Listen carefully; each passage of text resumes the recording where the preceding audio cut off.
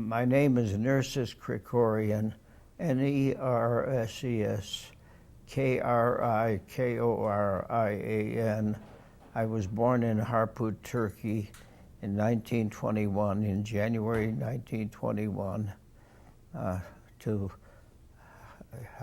Hachi and Lucy Krikorian.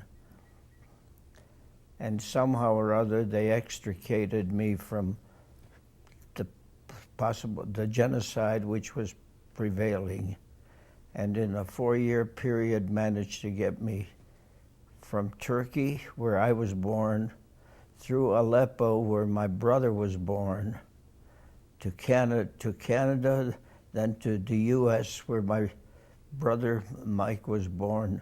Hamayak, Armenian name, was born in 1924 or 25.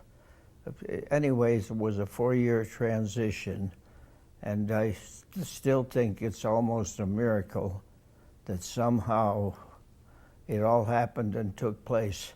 I've tried to trace what took place with poor luck. All I can do is say somebody had to help my parents, because they were, one, they had nothing except a shirt on their back. Somehow, through what almost are miraculous happenings, my parents managed to survive through all of this, and we ended up living finally from Canada we moved to where we had entered the country in, I believe it was Quebec, Le Havre to Quebec, from what I've been told. And somehow we ended up living among a community, an immigrant community in Niagara Falls, New York. It was a mixed neighborhood of immigrants, Italians, Germans, a few Irish, a few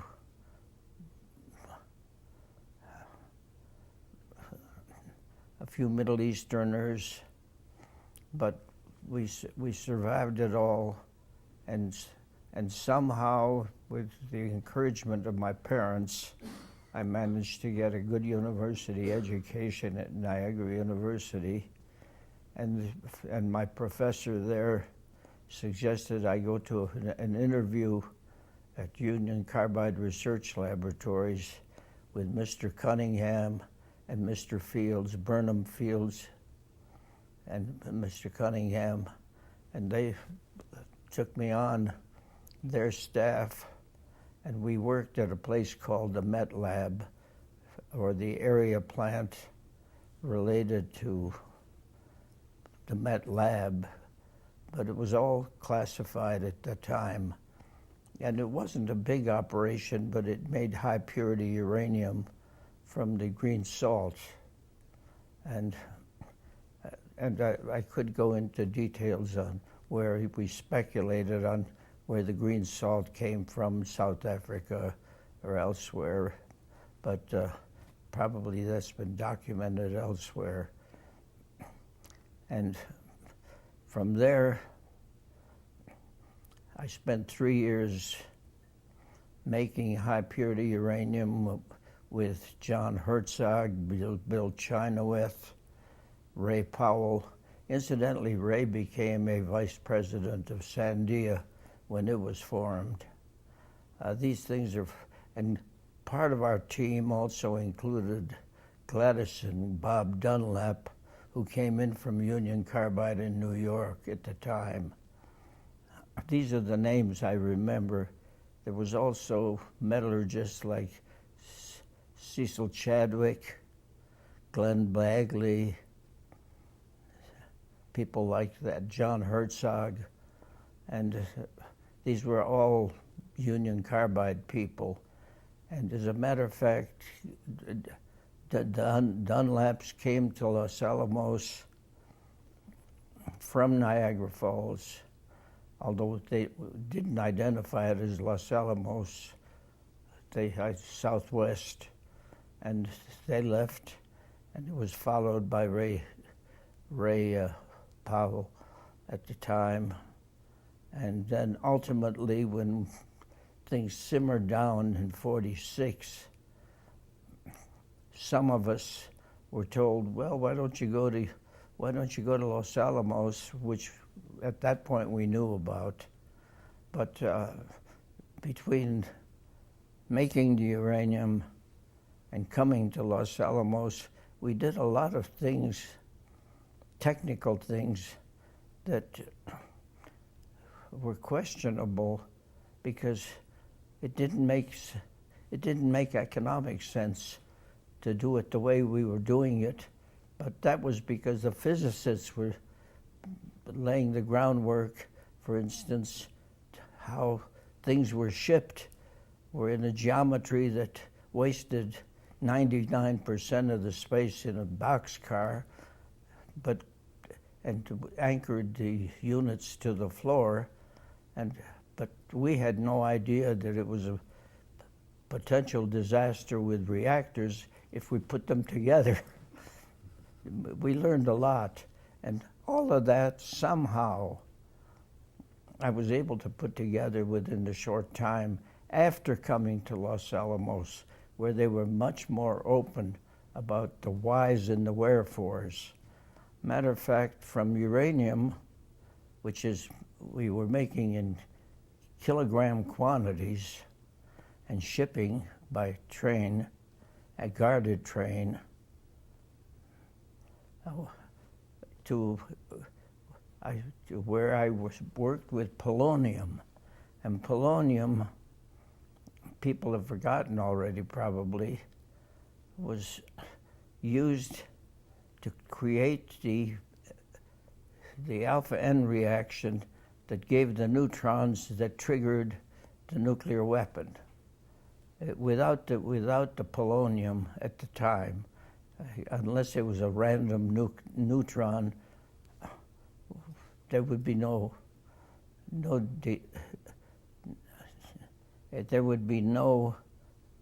nuclear weapon that's measured, as a weapon. So the timing and so forth had to be properly done. And all of this stuff was being done separately.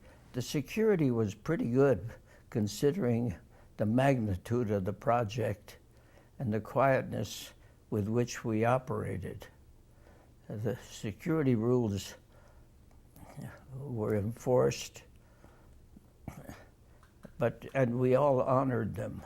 But it also created a brotherhood that was interesting because we ended up with a laboratory at that time at the area plant that consisted of people like myself who had just,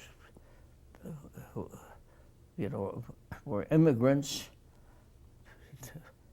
The other scientists included an Italian, a Greek,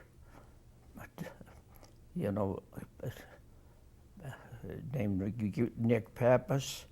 It included Doyle from Canada, who came over every day, who attended the university.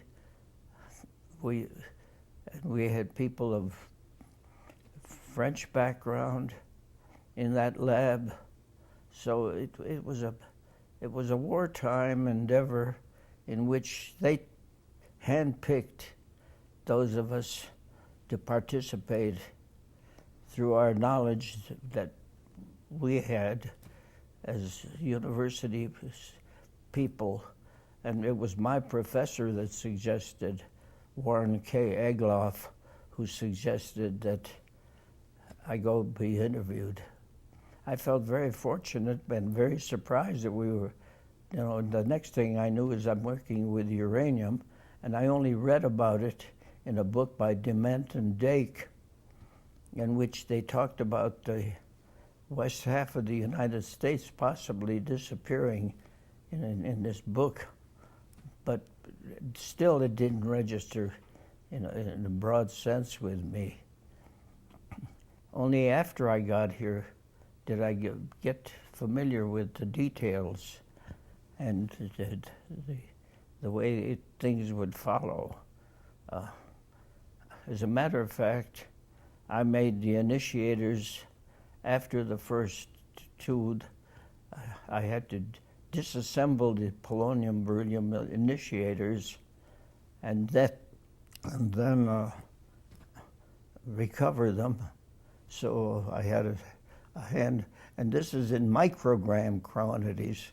So the transition was from kilograms to micrograms, and that's a radical change.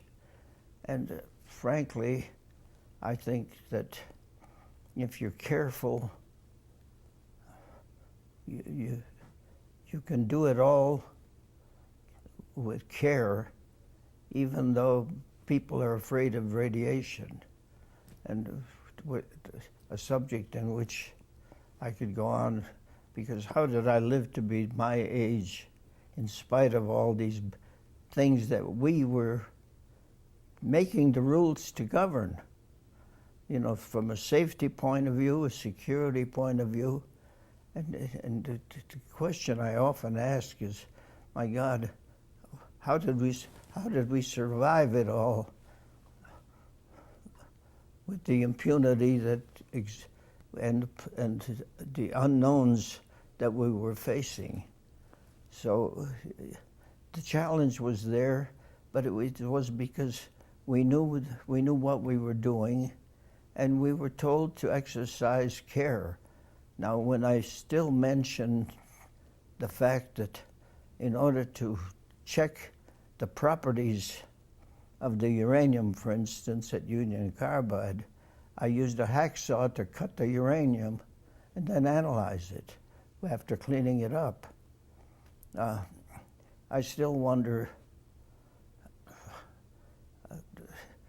everything where if you're judicious and you care and you are careful, you can do all these things and then make a transition to something, instead of a 24,000-year half-life that is only good for 138 days, that is in your weapon system. So all this has to be integrated and done properly. I was curious if you could tell me, what was it like coming to the United States? You said you were 4 years old? I was just 4 years old. I was 4 years old. Look, I owe that to my parents. I have no idea what took place and how they did it. You just don't start in Turkey and end up in Niagara Falls in 4 years without somebody helping you. There's got to be some organization had to participate, but I've never been able to trace it validly and figure out what took place. I know that we went to St. Catharines, Ontario in Canada, because an uncle who was familiar with General Motors cars and stuff, they had a plant there. He worked there, but he had been in the U.S., so he was a part of the chain. But how did all this get me to Niagara Falls? I haven't figured it out yet. Or why did it get to Niagara Falls? What was the motivation for my parents to move? Because my father, although he was a carpenter in the old country, his knowledge was limited. And he was an ordinary laborer in Niagara Falls. And then how did he, what did he do? Why did he stress education? Why did my mother insist that not only do I get educated in the U.S. as a child, but what do I do with it? Matter of fact, one of the things that they insisted is I learn the Armenian language, not only the language, but the history, the heritage, the whole thing. And you wonder, of what value would that be when there are only about, even today, about 10 million Armenians in the world? And who were you going to speak to? And what language would you speak to them in? So all these questions arise, and somehow they get settled in your mind. And they paid off later in the sense of non-proliferation when I had to deal with the Russians. And later on, even when Armenia was freed from Russian domination, from communist domination, into the more recent days where it has some semblance of freedom, although it's overrun, it's defended in a sense in the small Caucasus area by troops, Russian troops in Armenia, which we tend to ignore. So it's a very complex situation. So you grew up in Niagara Falls, and you went to high school there, and then you went to Niagara University. That's correct. And you mentioned you grew up in a neighborhood that was a very diverse neighborhood that had a lot of other immigrant families. Right, correct. Yeah, that's true. And as a matter of fact, it was a poor neighborhood. You never realized everybody was in the same boat that you were. But I think I give credit to my parents dominantly for what they instilled in me, and somehow it has paid off. And it's still hard to appreciate and to think in terms of, especially in today's culture. And you might say, oh, they had vision. Well, they only spoke several languages. They spoke Turkish, Kurdish, Armenian. The language that they could never master was English. I used to refer to my mother's English as broken English. And somehow it all seemed to work out. And I'm grateful for it. But they had some insights that to this day I wonder where it came from. I know that my grandfather, I had never met grandparents because they didn't exist. They were killed. That massacred, the genocide did it. And, but all, you might call it divine providence, but somehow it all fits together. But that's just the beginning. And then, I've been treated extremely well at Los Alamos. Things have gone my way almost since the beginning, starting with the polonium work, then eventually getting into Project Rover when we changed from the polonium to other ways of getting neutrons.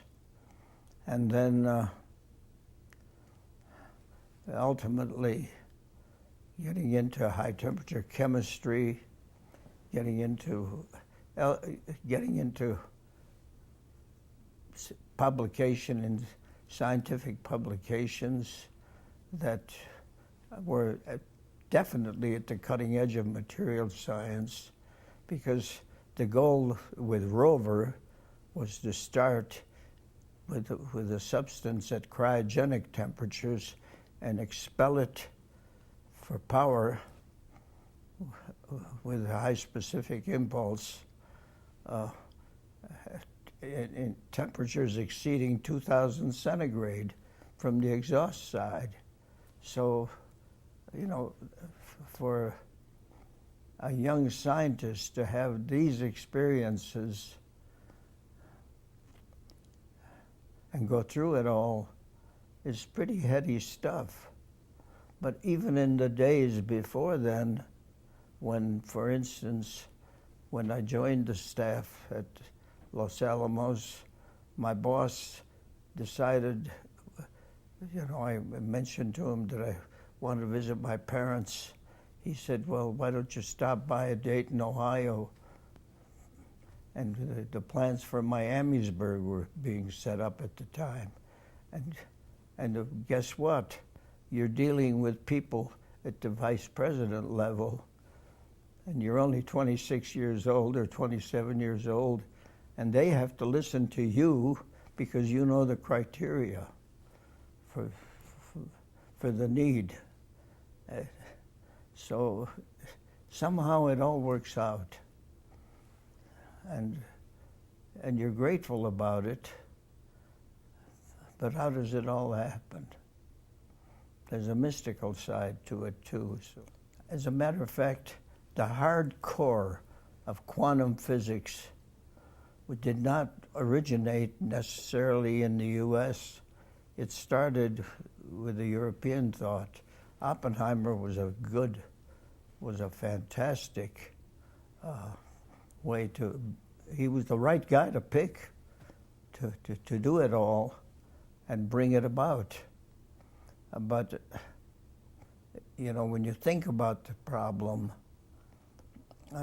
we had the core of people like Hans Bethe, Edward Teller, von Neumann, Leo Szilard, a lot of the people who were persona non grata in the European sector, thanks to the stupidity of Adolf Hitler. We were getting him into the U.S. from Hungary, the Balkans, even a Russian. George Gamow was here also. So we somehow accumulated the bright brains of Europe here, and my participation was incidental compared to some of those people. And those people, believe it or not, were the mentors for the rest of us who were somewhat younger. Edward Teller kidded me one day. He says, "You must have been a child when you started." And I chuckled because, Edward Teller was from Hungary. As controversial as he was a part of it. So, and then there were people like Nick Metropolis, who really, in a sense, was a major impetus in putting nuclear computations into a useful form with computers. The MANIAC was put together by him, but it wasn't originally set up for this purpose. It was set up for more or less trajectory measurements. And somehow the right combination amalgamated itself into fitting into what has become an integral part of the U.S. security system with nuclear weapons. You have some wonderful stories about your family, about how you helped them get a mortgage, and about other things about growing up. Well, that's away from stuff like the technical side, which is okay. For instance, I'm glad you brought that up. Being foreign born and familiar with both Armenian and English, and the eldest son. Don't forget the culture of the Middle East. The eldest son becomes the focal point at least in the Armenian culture, for a lot of the things that evolved. But what happened was, at the point in life where most young people, teenagers, are still playing around and still exploring life, I didn't have that latitude. I was the oldest son. Therefore, I inherited some of the old country culture. And this included the decisions made by the family for things like, well, family finances. My parents were frugal. They saved money. Eventually, they bought a house. Now comes a problem. They don't understand English legal terms, which is manifested in that time in New York State. You need a lawyer. I don't know what it is today. But in order to do it, somehow I had to go to the lawyer, learn the legal aspects of buying a house, and then translating that to my parents, what a mortgage meant, what the interest rates were. So, in a sense, you didn't, it was broader than just learning, conveying it in one language. So now you had to translate to your parents on a major thing like buying a house. So you participated more heavily, more readily into the so-called everyday what normally would be an easy transaction if all you had to do was do it in English. So you had a language problem to overcome. What is a word for mortgage in Armenian? I don't know to this day, except you've got to explain it all. And my parents understood this. As a matter of fact, they realized that if you gave more money, you saved money because you didn't pay interest. And this is part of the education of being foreign-born. It sounds trivial in a way today, even to me. But at the time, I had to explain it, who had a difficult time with the English language. So that's an example of the kind of thing you run into when you're foreign-born. And it's true. I don't know whether it's true today because there's so many ways the world has changed in so many ways that maybe that isn't an overwhelming problem anymore. But it was then, and I had the brunt of it. You sort of forgot boyhood and entered manhood because you were dealing with what elderly people were having to face. And it's great because I think it helped make me far more appreciative of what they were going through. But the fact that they could do it was a remarkable thing. To buy a house,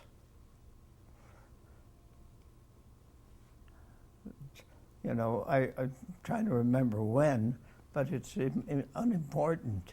The point was you were faced with different problems, and you had to adapt not only through your own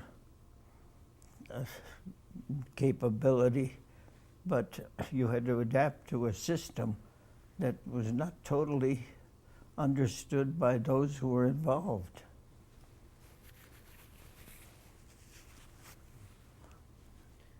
I think that's just an example of the kind of things you run into. It came up later, of course, when I started, got into the unique situation of being, you know, the U.S. State Department does a lot of things that are different at times. And for instance, in the sense of my being foreign-born and then learning a foreign language fluent enough to be used in their business, and then through, you know, other ways of manifestation, such as, you know, my daughter, who ended up being an officer in the medical services. You ended up being useful to the State Department in the sense that you could walk into the government of Armenia and talk to them in their own language. I think the stellar thing that happened was, here I am on the American team. This is difficult to follow at times. You're a member of the American team dealing with the Armenian government for their involvement in how do we protect nuclear non-proliferation issues, export control issues. So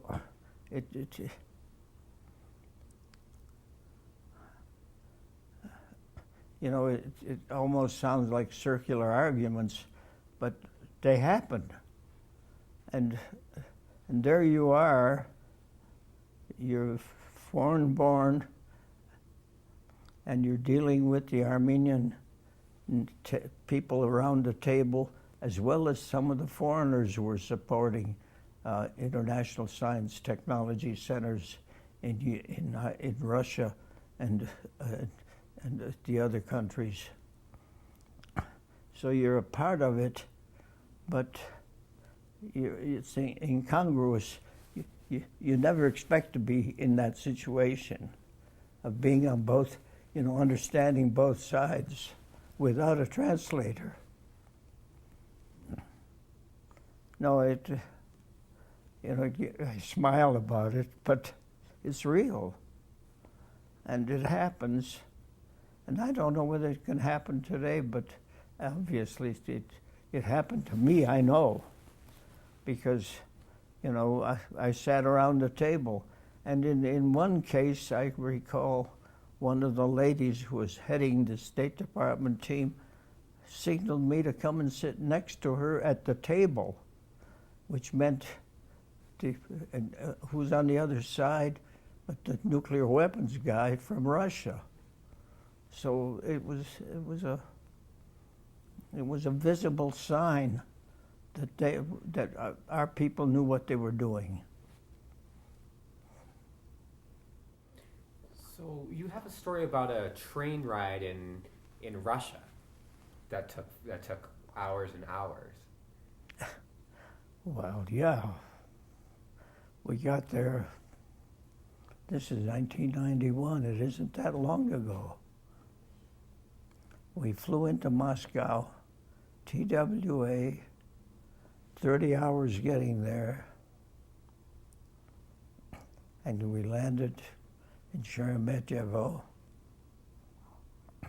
and we're told we're supposed to spend the night. Danny Stillman and I. Danny and I are supposed to spend the night in Moscow and then fly to Sverdlovsk. And guess what? We're told as we get off the plane, off the TWA flight,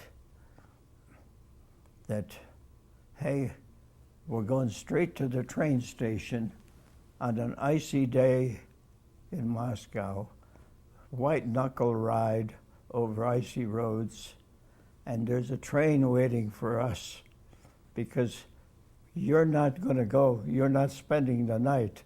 You know, you say, but but I made reservations. Oh, we canceled those. So now you're on the, and they had sent someone from their Livermore to Moscow. Security, food, even vodka if we wanted it,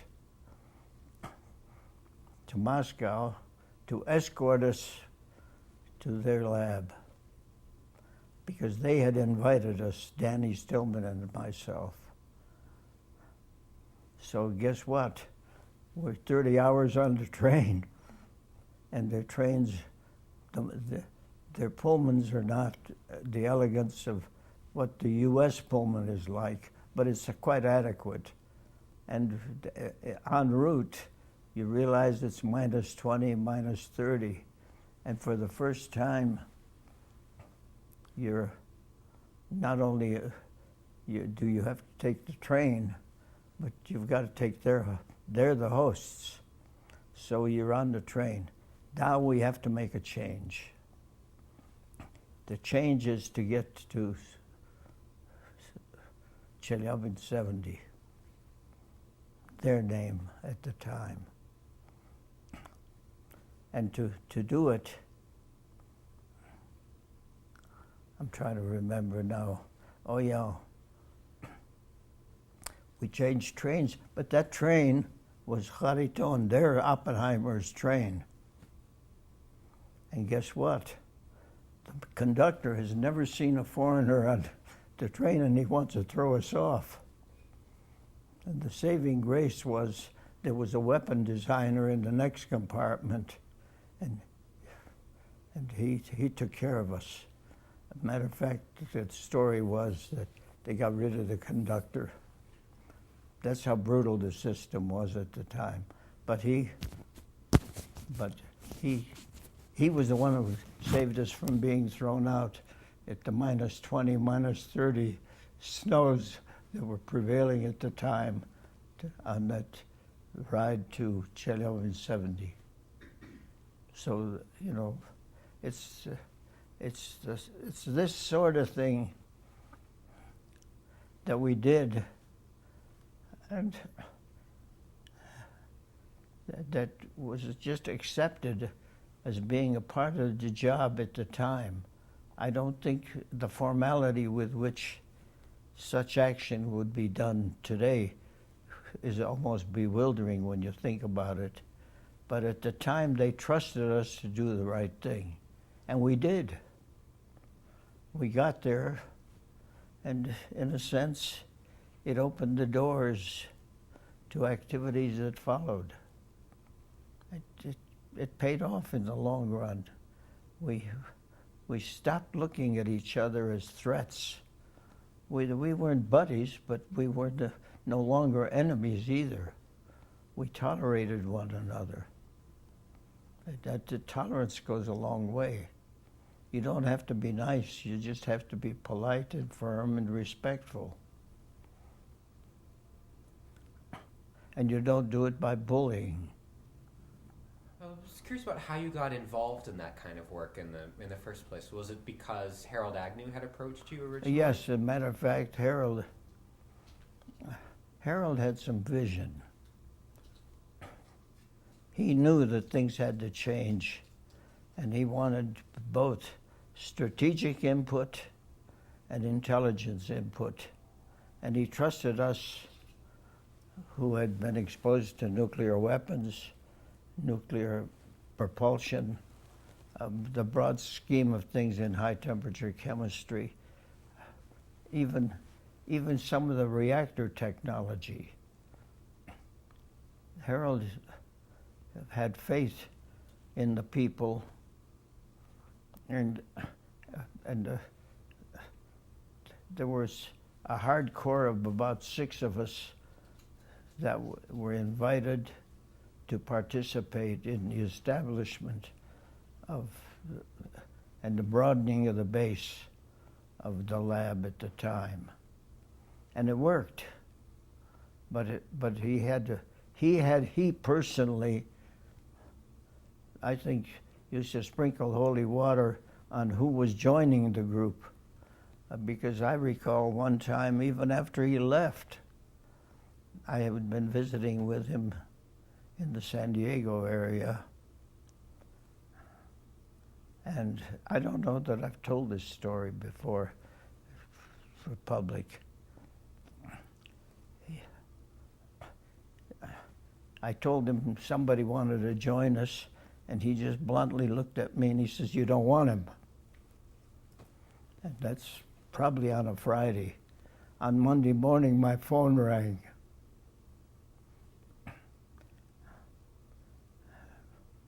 And he says, "What did you do about so-and-so? Remember, you don't want him." Even after he left here, he judged people and was openly would make a statement that he would not work in with the rest of us.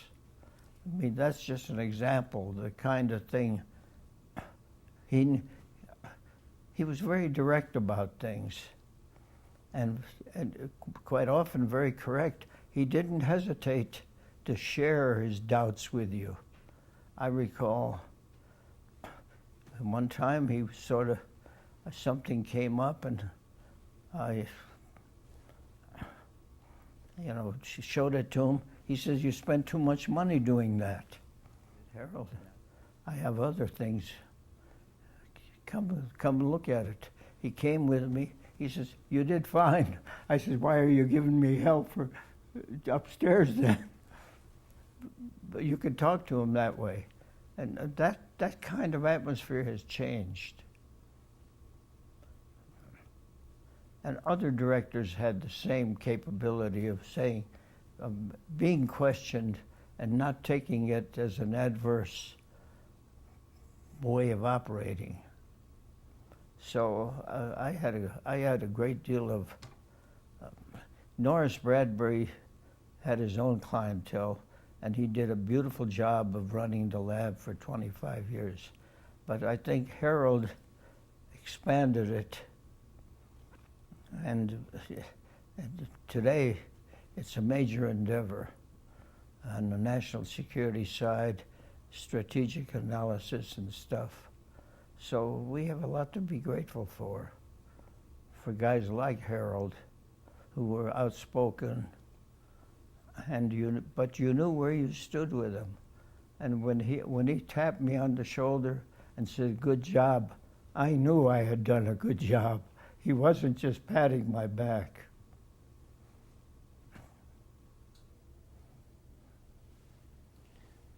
He sounds like he wasn't a praiser unless you had really earned it. That's right.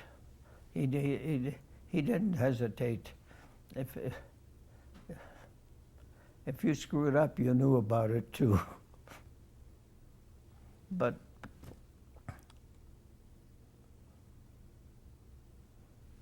it was a lot more direct and a lot simpler than it is today, because today you have the international scene with nuclear, concerns and so forth. No, I think it's a more complex world and more difficult in a way. But at the time, he had the correct solutions for it. But, the world goes on, and what part of our job is to keep us from making mistakes.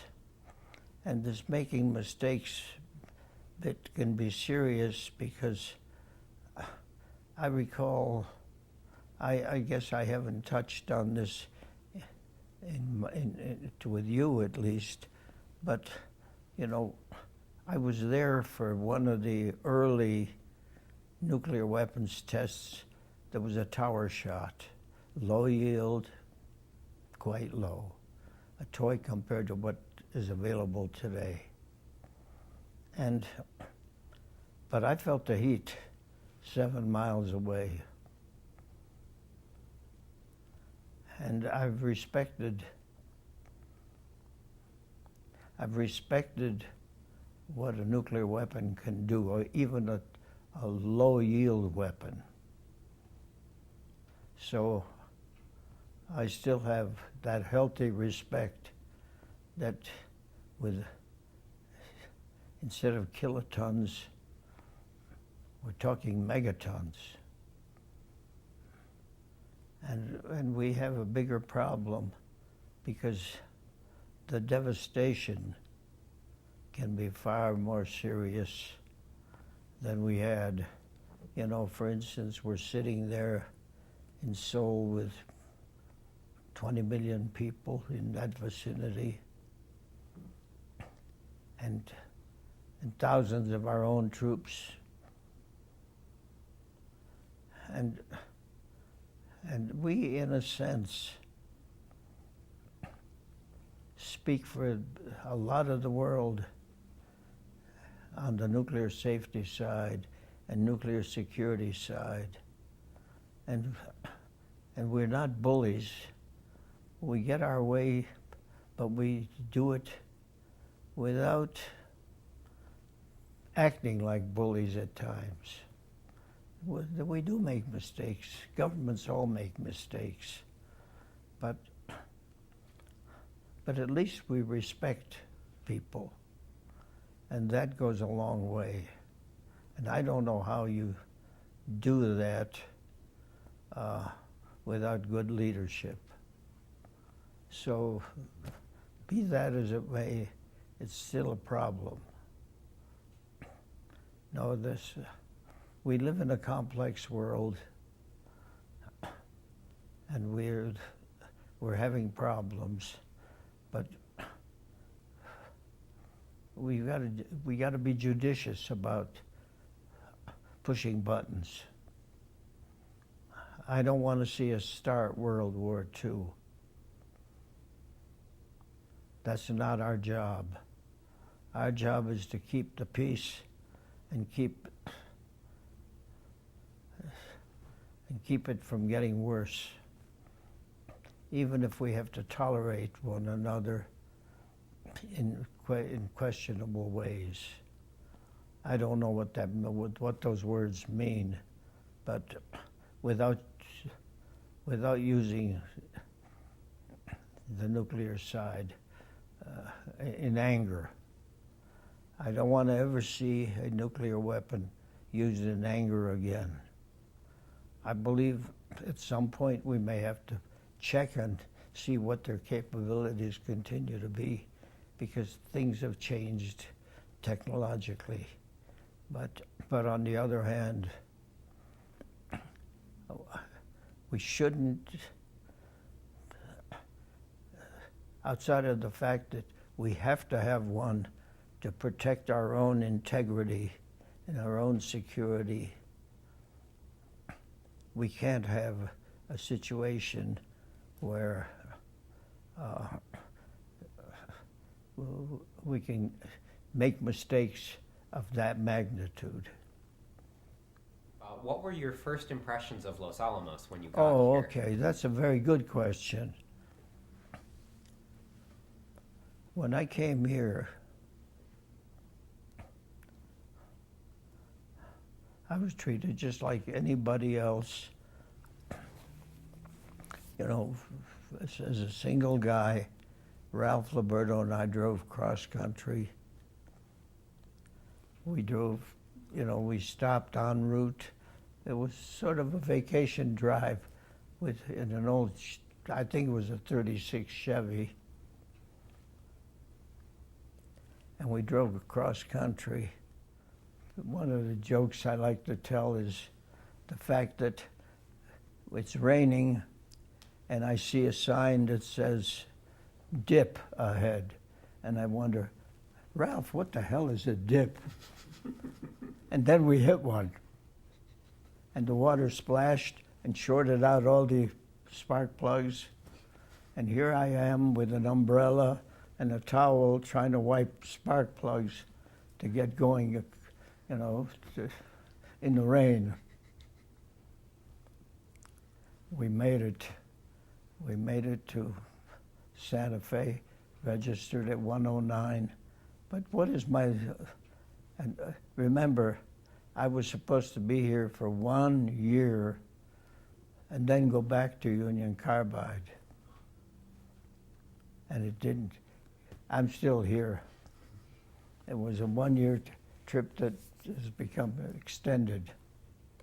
And so yeah, it was the right place to be because I met the right woman, have had a son, a daughter who has been a real sharp cookie as far as I'm concerned, a very capable young woman. Yeah, she got her doctorate in molecular biology, microbiology, and has added to my knowledge of foreign countries and stuff, and has been part of the UN team for inspection. So, you know, you groom yourself to the national security issues that are so important to the United States. But I intended to go back, so I didn't pay much attention to the culture and so forth. I was only going to be here about a year. Adobe, I didn't know an Adobe building. That wasn't my focus.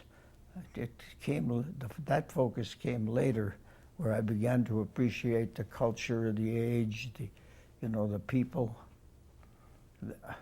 Because my vision was to get the job done that I had been sent to do, and to get more education so that I could be more useful.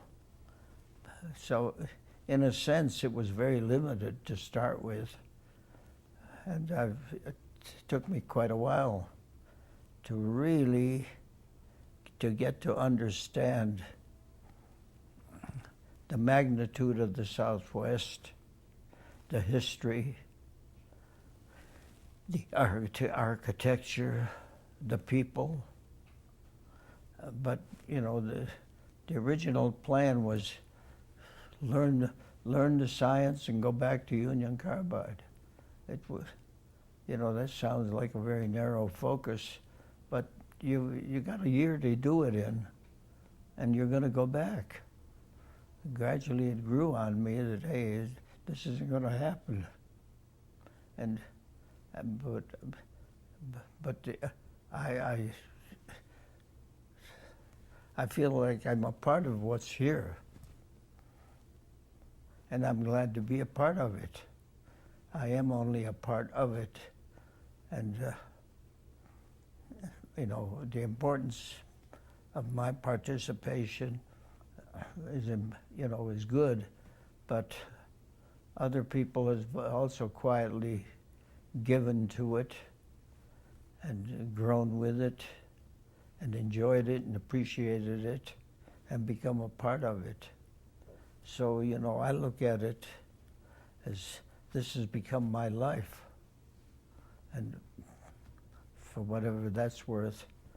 And the sad part that comes is when you live long enough like I have, and now you begin to, you don't quite,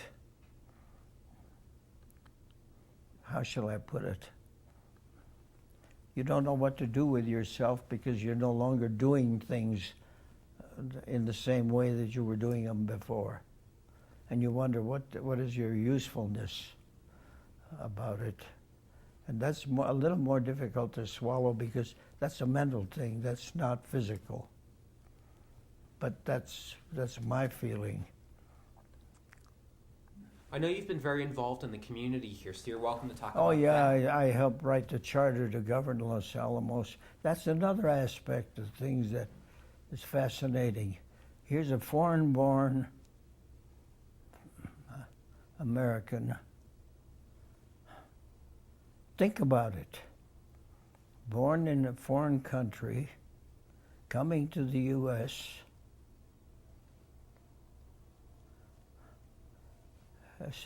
becoming a part of establishing a city and helping write the charter that governs that city? How often does that happen?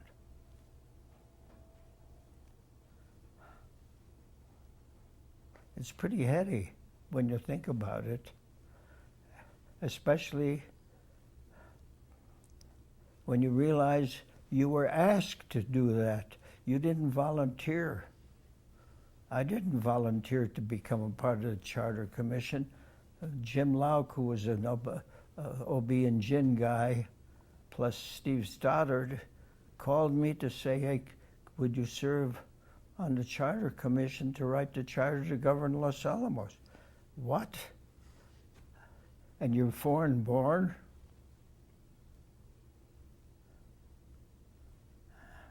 And you're writing the Constitution to govern the city? That's pretty heady stuff. And, you know, it's important, but it also is unique. I didn't look for that job. I spent a year doing it. And I'm, you know, to me, it's still getting changed. And the irony of it is, we only had one lawyer on the staff. And I'm not sure that what we did in one paragraph is not expanded to 6 paragraphs when the lawyers get a hold of it. But that's the way the system operates. But we wrote that charter in about a year, and it was accepted by, I think, 57% of the voters, if I remember correctly. And I'm really proud of the fact that I was one of the few, probably the only foreign-born one, but there were total of about 10 or 11 of us on the Charter Commission. I can tell you a sort of a joke. Today it's one that to say, oh, you don't show the proper respect. Jay Wexler and myself and Howard, I want to say Wilson, but I could be wrong, who was the Baptist minister. The 3 of us were the core people in writing the agenda for the next meeting, but this went on for a year. And we rewrote the charter that had been turned down before. And when we wrote it, there were some controversial issues that came up. And Jay and the pastor, you know, were the key guys, president and vice president. I was there as a scribe in a sense, also to make mistakes in writing at times. But the funny part was they got into a little argument about who's going to present the discussion on this topic that is a questionable one. And the cute part was the words went something like this.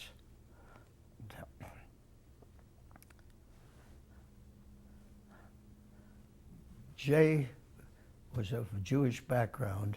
I'm of Armenian background. And then we have the pastor of the Baptist church. And it's cute.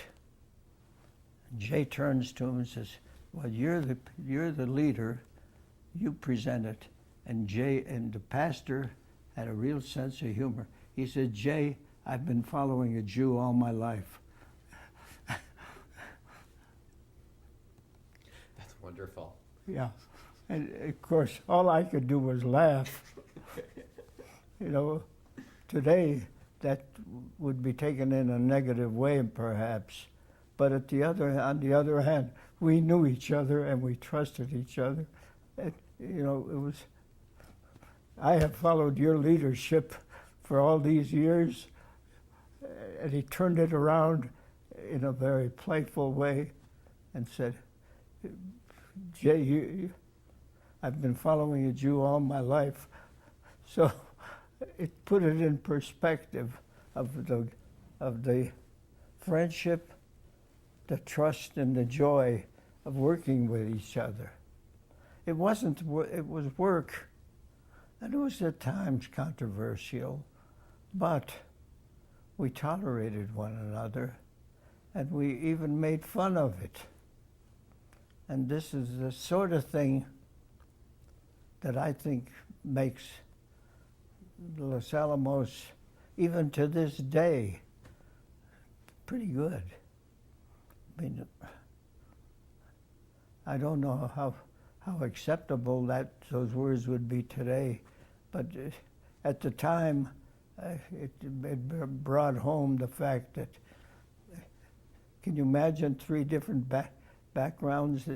There were 8 others on that committee, and it was a polyglot mixture of the head of the Democrats, the Republicans, the post office, the teachers, teaching people. We did pretty well. We wrote a charter that has endured, even though it's been changed, and lots more words have been used. But the basic tenet, the basic document still stands. So, and they've tried to rewrite it several times, and all they do is spend a year or 2 rewriting it, and I'm not sure it's an improvement at times.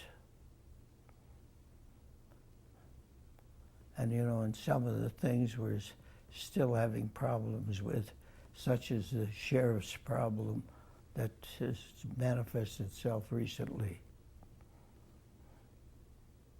But it's that kind of atmosphere to work in.